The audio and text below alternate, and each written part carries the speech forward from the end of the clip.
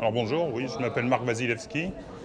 J'ai 53 ans et je suis aujourd'hui directeur général de la Polyclinique de Poitiers et de la Clinique du Colombier à Limoges.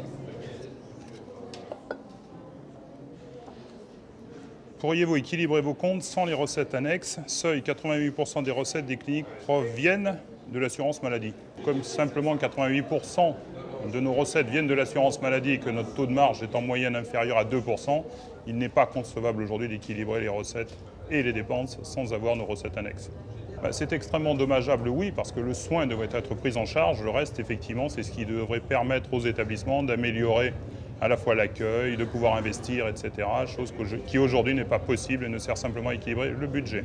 Groupe de cliniques indépendantes. Comment analysez-vous le développement des groupes médicaux sur la carte de France? Aujourd'hui, l'évolution finalement et la professionnalisation de la santé fait qu'on a besoin de se regrouper, de travailler ensemble, de partager des expériences. Donc l'apparition des groupes est devenue aujourd'hui une nécessité absolue. On voit bien que le mouvement qui a commencé il y a quelques années est devenu aujourd'hui complètement irrémédiable. Donc j'aurais tendance à dire que dans beaucoup de régions, ça a permis véritablement de restructurer, chose que nous étions souvent les cliniques indépendantes incapables de faire. Donc globalement, on peut dire que l'expérience des groupes aujourd'hui devient pour nous tous incontournable. L'hôpital public, rival ou partenaire? Indiscutablement, ça ne peut être qu'un partenaire. Nous avons besoin de l'hôpital a besoin de nous, c'est une question d'équilibre.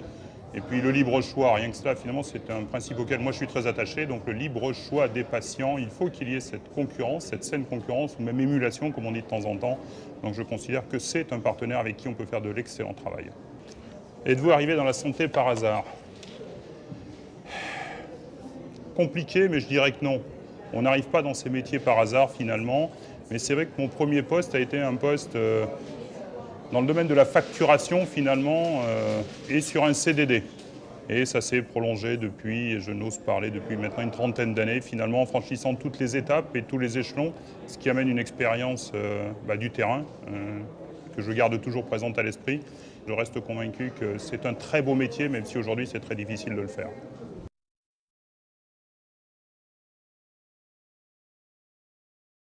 Rien, je sortais de l'armée.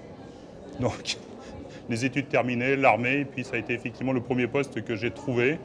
Et je ne pense pas effectivement que ce soit un hasard. Et puis voilà, je n'en suis jamais ressorti depuis, et je devais avoir 23 ans à l'époque.